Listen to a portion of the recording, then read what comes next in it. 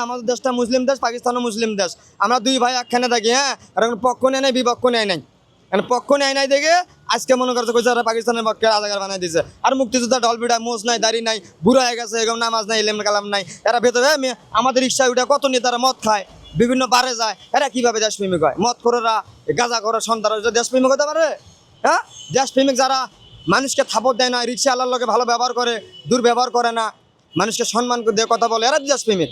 আমাদের রিক্সায় ওটা কত নিয়ে তারা বলে, এই খালি যাবে রে, চল না, নিয়ে গেলে ভাই যাবো না, কয় ভাই এই বেটা চল, যাবি না কি জন্য?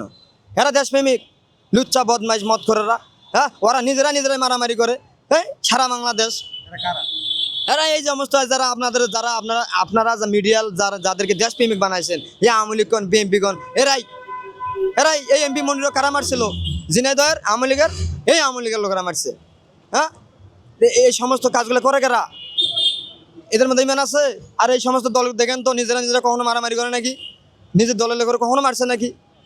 বিপিনুরে গণ অধিকার পরিষদ ছোট্ট একটি দল, 2018 সালে কোটা আন্দোলনের পর হয়েছে। এই দলেরই মনে করেন আপনার হলো, এরা এই সোশ্যাল মিডিয়াতে ভাইরাল হয়েছে আসন ভাগাভাগি নিয়ে, এদের মধ্যে এখনই দ্বন্দ্ব। আর এত বড় একটা দল জামাত ইসলাম, তারা কখনো শুনছেন যে এরা পদ নিয়ে মারামারি করছে? কেন করে জানেন? মেজরিটি আছে, মাইনরিটি আছে, এরকম মহব্বত আছে, যারা সমর্থন দেয় সবাই সমর্থন করে তারা। এটা বিএনপির প্রত্যেকটা আসনে 5টা-6টা করে এমপি প্রার্থী দ্বারা এডি হয়ে আছে। একজনের দিব নমিনেশন, বদবাকিগুলো দিব না, লাগবো দ্বন্দ্বকল, ওরে দিছে আমি কি, এই যে লাগবো ওরা মারামারি সারা দেশ। এই রুহুল কবির, এসবি, হাবিবুর নবী সোহেল ভাই, যুব দলের মঞ্জু ভাই, নয়নের, সাদার দলের রাকিব রে, আমি পদযাত্রার দিনে মালিবাগ, এই কমলাপুর স্টেডিয়াম থেকে মালিবাগ রেলগেট পর্যন্ত নিয়েছি।